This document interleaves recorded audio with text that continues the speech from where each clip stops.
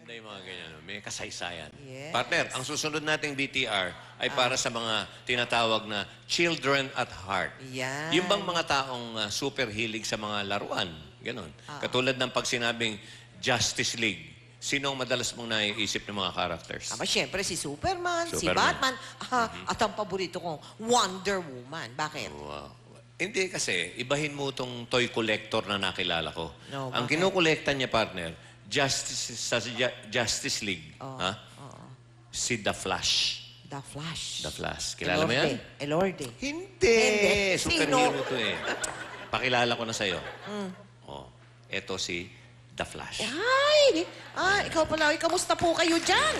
Welcome po sa Mel and Joey. Chicken nga natin kung bakit yun ang napili niyong kolektahin. Dito Sige lang nga. yan sa ating sari-saring laruan.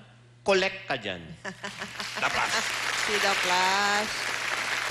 Kapag sinabing koleksyon, asahan nyo ng sina Superman at Batman na ang namamayagpag. Pero meron kaming isang kolektor na nakilala na lumihis sa karamihan. Siya ay si Glenn Mark Antonio, ang namumukod-tangang Flash collector ng Pilipinas. Nag-start ako mag-collect ng Flash 1980s, 1990s, and then nag-full blast ako ng mga year 2001. Si The Flash ay isa sa mga miyembro ng Justice League. Speed ang kanyang pinaka-superpower.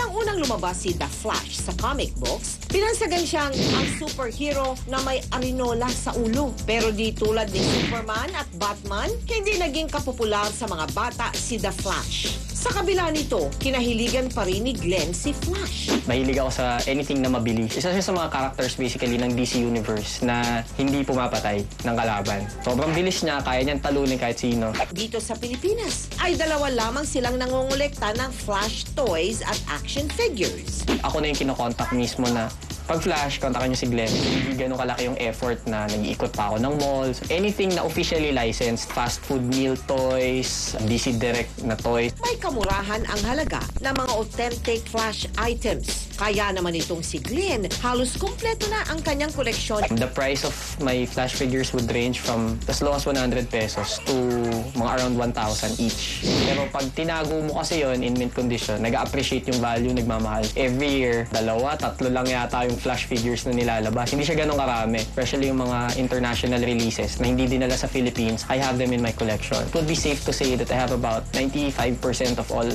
Flash figures released.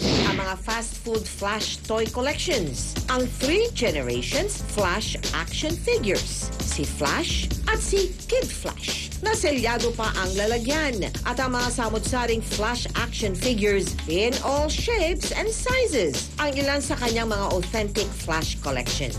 Yung fulfillment mo na isa lang yung kinokollect mo, pero alam mo, pag may nagtanong, meron na ako niyan. At nandun yung satisfaction na very, very complete siya. Pero kung napabilib kayo sa dami ng koleksyon ni Glenn, mas mamamangha kayo kapag nalaman yung hindi lang siya ang kolektor sa kanyang pamilya. Dahil pati ang kanyang asawa at anak ay mga kolektor na rin. My wife is a huge Orlando Bloom fan. Nag-collect siya ng panay Legolas and anything Lord of the Rings. My eldest, she has her own Barbie doll collection. Hindi siya ganun karami. I think she has about 20. And yung youngest has his own red car collection, panay cars, and planets. He has a collection of book about planets. Iba-iba. Malaki ang naging impluensya ni Glenn sa kanyang pamilya upang magsimulang mangolekta. As long as you get to manage your expenses, you enjoy your hobby. Sa family namin, it's quite unique. May kanya-kanyang branch. Ang pangungolektang libangan ng ama, libangan na rin ng buong pamilya. Isang libangan na mas lalong nagbuklod sa pamilya ni Glenn. At para sa kanila, the family that collects together stays together. Kaya Flash eh. Woo! Flash. Yan, nakakatuwa na hawa na pati asawa mga anak sa pagkukolekt ng The Flash. Sa amin pong pagbabalik, negosyo ni Richard Gomez sa ating Sikat. Felix Sikat. Lahat ng yan, mamaya sa pagpapatuloy ng Mel and Joey and The Flash. And The Flash.